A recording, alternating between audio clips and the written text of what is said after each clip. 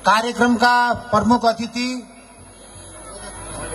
महामन्त्री माननीय गगन कुमार थापाज्यू, विशिष्ट अतिथि माननीय महामन्त्री विश्वप्रकाश शर्माज्यू, आदरणीय माननीय अथवा केन्द्रीय सदस्य डाक्टर चन्द्र भण्डारीज्यू, माननीय केन्द्रीय सदस्य डाक्टर मृगेन्द्र रिजालज्यू, आदरणीय चन्द्रबहादुर केसीज्यू, केन्द्रीय सदस्य अजय बाबू शिवाकोटीज्यू, लुम्बिनी प्रदेशका अभिभावक आदरणीय अमर सिंह पुनज्यू, उपसभापति भुवन श्रेष्ठज्यू,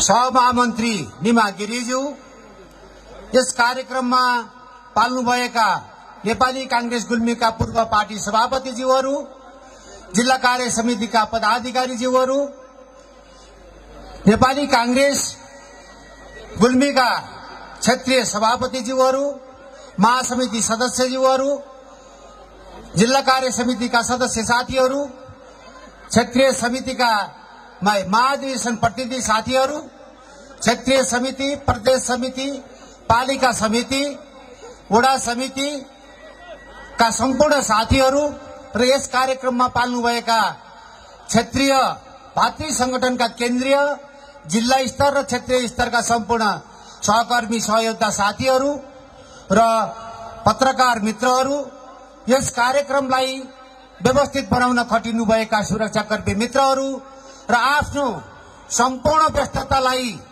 छोडेर नेपाली कांग्रेस गुल्मीको यो कार्यक्रमलाई हाम्रो नेपाली कांग्रेसको दृष्टिकोणलाई बुझ्न र आफूले त्यसलाई मनन गर्न पाल्नुभएका आदरणीय आमा बुबा दाजुभाइ दिदीबहिनीहरू, सर्वप्रथम यहाँहरू सबैलाई यस कार्यक्रममा नेपाली कांग्रेस गुल्मीको तर्फबाट र मेरो तर्फबाट हार्दिक अभिवादन सहित मिठो शीतलमय स्वागत गर्न चाहन्छु। धन्यवाद। जय नेपाल। यो हजुरहरूलाई थाहा छ, म धेरै लामो कुरा गर्ने पक्षमा छैन। म जम्मा दुईटा कुरा मात्रै हजुरका माझमा राख्न चाहन्छु।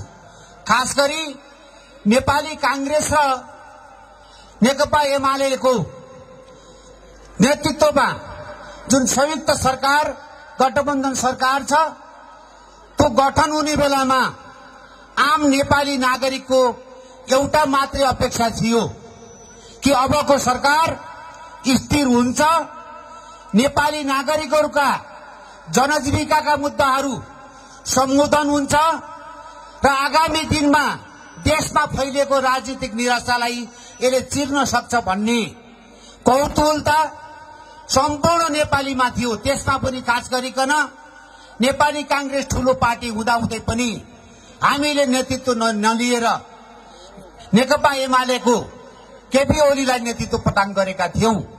तर लगभग 10 महिनाको अवधि पूरा हुन थाल्दा जुन अभिष्टका साथ, जुन आशाका साथ, जुन व्यग्रताका साथ, जुन प्रतीक्षाका साथ यो सरकारको हामीले आशा गरेका थियौं, त्यो आशा हामीले प्राप्त गर्न सकेका छैनौं। यो कुरामा केन्द्रीय समितिका साथीहरू, केन्द्रीय नेतृत्वमा रहेका नेपाली कांग्रेसका अग्रज नेताहरूले ध्यान पुर्याउनु हुने छ भन्ने मैले विश्वास लिएको छु।